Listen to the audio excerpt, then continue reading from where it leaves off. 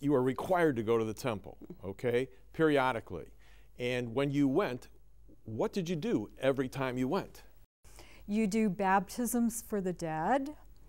You do endowments. You do washings and anointings. And what you do is take names of people that are dead, and in proxy for them, you go through these ordinances. And the idea is, if they didn't get to hear about Christ or Mormonism in this life, if they didn't accept Mormonism in this life, they'll have another chance in the next life, but they have to be physically baptized and they have to physically go through the ordinances. So I take on their name in proxy and I go through all of that. And on the other side, since they're now very smart and know that Mormonism is the truth, they'll accept it, become Mormon, and then they can progress. What are the endowments for people that don't know what the endowments are?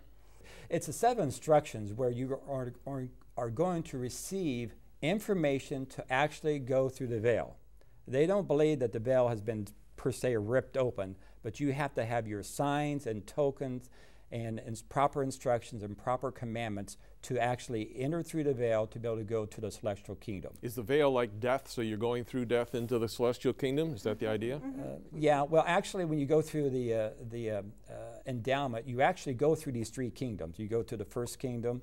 So they got a place there that, and then you go to the labeled this, that, and the other. Right, okay. And then finally when you go through the veil, okay, you work your way through the veil, and then you go to the celestial kingdom. Okay, so it's like play acting what you believe in terms of your beliefs. Right, right. All right, now you did that once.